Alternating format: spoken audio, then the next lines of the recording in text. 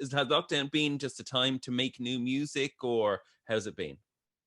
It's been a mixture of stuff. It's been trying to replace touring, a lot of it, because touring's gone, and that was a huge thing for us. That was a big part of releasing a record, and a big part of, I don't know, I've always seen it as a great way for people to like hear the music in the live show. It's really cool. Yeah. That's all missing. So we had to find new ways of doing it, and we were like releasing all the like stems and pieces of like sounds that we use to create the songs all on our website for free, so people can remix it for free, and like Yeah. finding new ways of like making really weird, crazy videos filmed by my neighbors on their phones as I walk down the street. You've been Yeah, up in fairness, you've been fairly like I don't know what the word is. You've run with it, I suppose, and kind of come up with the new ideas and great ideas on how to work in the situation we're in. But it must have been a shock initially, because you guys were going to bring out your album last year, or Dreamland, earlier in the year, but then lockdown. You queued a single out in February. I assume the album was going to follow very shortly after that, and then obviously you had to come up with a new plan. Was that a shock at the time? yeah, it was really scary. I guess it pushed us way out of our comfort zone. The very natural progression of releasing a record is you do a little tour to warm up, which we did, and we got about halfway through that tour. We were in America, and COVID hit, and then yeah, but then the rest of it is you kind of release your album after that tour, and then you tour the rest of the world for 2 years. Yeah. And we just lost all that, so it was a real shock, and it really just it sent me into a bit of a panic spiral. I had 2 weeks of just being like, "Oh my god, it's over! This is terrible." And then I was like, "Actually, you know what? No one's ever actually really done this before. No, like, there's no rule book for Yeah. releasing an album in a pandemic. We're all in the same boat. It's new to Yeah, it's not like everybody. I'm ringing up people from 1912, being like, "So how did you when you released that record? How did you do?" So it was just like anything was game. We could just experiment, and luckily the label were incredible at just being like, you know what, we don't know, we don't know how to do this either. So just, what do you want to do? Yeah. And we tried loads of crazy stuff, videos with like releasing songs on the internet where people had to simultaneously close their eyes for more of the song to be released. And Yeah, the dream thing, that really took off for you as well. Like, was that you guys, or did you hire somebody to come up with some sort of internet phenomenon? Do you know what, kind of way? Because it's very high tech, I suppose, even though it's old school in a way. it's high tech. It's high tech. I don't really know how to write algorithms that recognize Yeah. people's facial expressions. Uh, I stick to the music and the Okay. artwork. But it's been amazing collaborating with people like that, and just allowing people to have their ideas. Amazing, like graphic artists, and all the artwork is in 3D. This 3D animation program that they use in films. So Okay. just handing it over for people to make amazing things was, yeah, it ended up being brilliant. And the fans loved it. The fans loved it. A lot of the fans got into like using the 3D programs, and but everyone was stuck at home bored. So Well, a lot of programmers because of it.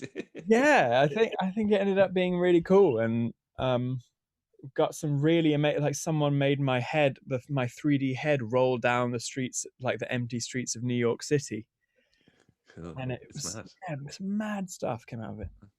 Heat Waves has done really well for you, that single. I mean, it's been in the charts here in Ireland. It's all over the world, global Spotify Top 100. What's the inspo behind that track? And were you expecting that to be one of the ones that would take off? I always loved that song. Yeah, weirdly, I remember the exact day I wrote that song, because something really strange happened. I basically finished it and was listening to it really loudly in the studio, not my studio, a different Right. studio complex, and the song finished, and there was a noise behind me, and I was like, whoa, whoa, whoa! Like, I thought I was alone here. Turned around, and it was Johnny Depp had gotten. He was in another studio and had gotten lost, and No way. yeah, and we ended up talking for a bit. It was so bizarre. But That sounds anyway, like a dream. yeah, it Speaking of felt like a Dreamland. dream. It was really late at night as well, and I was really spooked out. But um, aside from that, uh, I did, yeah. It did still felt like a special song. I don't know what it was. It's probably the first like really personal song that I've written. Okay. And it's about, yeah, realizing you can't save a relationship, and that's kind of okay. Coming to terms with it, with the Yeah. fact that sometimes it's just not meant to be. And Um, and that album though is Dreamland is a quite personal album for you guys. I mean, even part of it's about one of your band members who ended up in hospital. I think it's 2018. So the whole thing is quite. You went quite raw on it. Definitely, yeah. Our drummer, my best friend Joe, who actually, yeah, he was in Ireland when he had his accident. Oh, He, was he? I didn't realize he yeah, was in Ireland. Okay. yeah, he lives in Dublin, or lived. He's recently moved back, um, to be with his family to help himself recover. Uh, Yeah. he was in a terrible accident, and I just went straight to Dublin and was in the hospital there with him for a couple of weeks, and you're just like full of adrenaline and waiting for news and waiting to hear something, and Yeah. um your mind goes wandering to weird places. It goes back in memories when you can't go out and do things and Yeah. start healing that way and start like distracting your mind that way. Your mind ends up going into the past and into memories.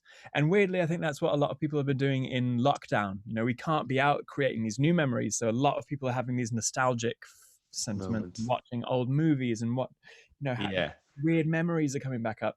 That's the mindset I was in. And Okay. that's basically where the song came from.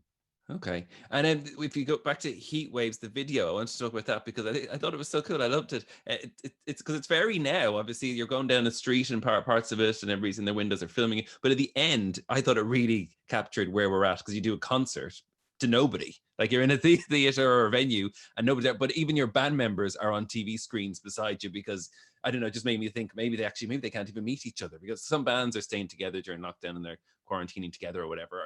Have you guys seen each other? And where was the inspo from was it yourself that came up with the idea for the video or do you hire somebody to do that? I wanted to somehow do some kind of comment. I like it when videos have a similar sentiment to the song, and the Yes. sentiment of the song was not being able to save something, and we kind of flipped it to be about live music and life. You know, we're just a bit helpless right now, and we just have to do without these things, these huge parts of our lives. Yeah. And so I had this idea to have other people film the video from their windows. And I got my friend who's a skateboard video director. He's into this like guerrilla, quite like DIY sort of music. Finds beauty in these like DIY situations. Okay. And he was like, just go and put a letter through everybody's mail slot and tell them to film you. Say you're going to be outside at 7 o'clock on Wednesday and to film you. Oh, so that's how you got them because people in Windows are filming you as you're going down the street. I assumed they were hired actors, or something. I don't know. Oh no! That is a few roads down from my house. And we went and we had a Dropbox link on it, a phone number that we set up a big WhatsApp group, Yeah. um, and Brilliant. communicated with everyone that way, and people signed up, and it See, was that's one of the pros of lockdown, I think, and quarantine. Community seems to have come back in a big way. Do you know what I mean? People want to get involved with things like that and getting to know their neighbors and people who live near them now, whereas they didn't as much before. Well, definitely where I live. Yes, the same. I know all my neighbors now, and it was really beautiful. Like at the beginning of the video, standing at the end of the street and seeing people like pulling up their windows and everyone leaning out, and a whole road of people leaning out with their phones and like shouting at each other, being like, "What's going on? This is crazy. What is happening? What's happening? How can I be part of this?" Um, it was really exciting. And then at the end, we won.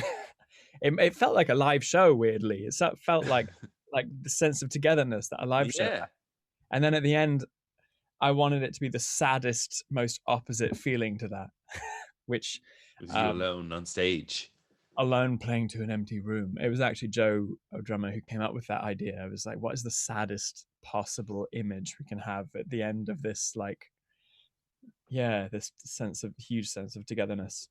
And it's Um, sad that that's actually when you see people now on TV performing any live gigs, whatever. Usually, if the camera turned around, there is nobody there. They have to play to nobody because that's what we're in. So it's sad. It's even sadder that it's real. The kind of way it's not this dream sequence. It's reality at the it is moment. reality. It was really heartbreaking doing it. It felt really sad. And I will say that most of the energy from a live show comes from the crowd, and not having that makes it, yeah, It's terrible.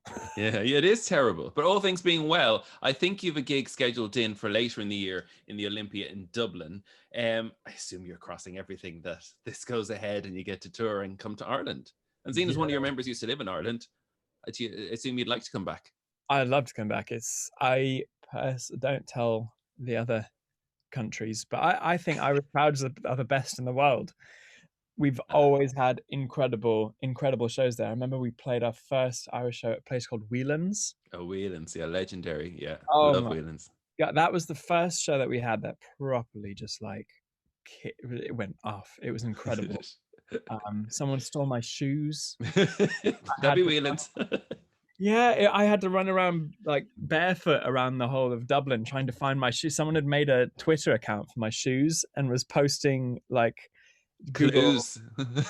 yeah, photographs, and I'd show like Joe who lived in Ireland. He'd be like, "Oh, that's this club we're going," and we would do like huge chase around for my shoes. Finally, we found them at like 3 a.m. Brilliant. Only in Ireland. Listen, is it true that you had different names through your life, or when you were very young, that your mum changed your names a couple of, like I saw this somewhere, and I saw as Algie, Spike, different names. And I was going, and you're Dave, obviously. Now, what is this? What happened? Is this a true story, or is this one of those things for publicity stunt people are making up? It's real, but I don't know how you know that. That's incredible information digging right there. I'm impressed. But yeah, I was called Spike initially. Don't know Well, why. Spike Lee, I suppose. There is spikes. I Yeah, suppose there are spikes. Maybe I had not spiky many. hair. And then I was called Algie for a bit, and then my grandpa uh basically said I was going to get bullied. Oh, right. He put his foot down, did he? Yeah. And also he was quite poorly at the time. He was in the hospital, and my mum didn't know. We didn't know if he was going to make it, and he was called Dave. So she Okay. was like, "Oh, we're gonna call him Dave," and then he got better miraculously. Uh, That's good. That's a nice touch. Dave, very different to the other names. But another thing I want to ask you before you go, obviously I have been doing my digging on the internet. I have a big problem in my garden, right? I'm very lucky in lockdown to have a garden, yeah. but I only moved not so long ago, maybe just before lockdown.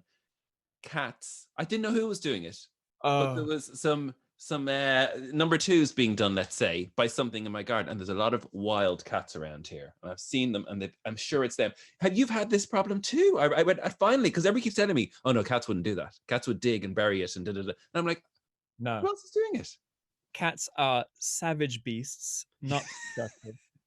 And I have had this problem. It was a huge problem in my life for about 2 years. I tried everything. Someone said to put chili in the garden. Someone said garlic powder in the garden. Someone said lemon juice in the garden. I ended up with this like disgusting cooking paste all over my garden. It was so gross. Yeah, And like, um, didn't uh, work. you know what? I got a dog.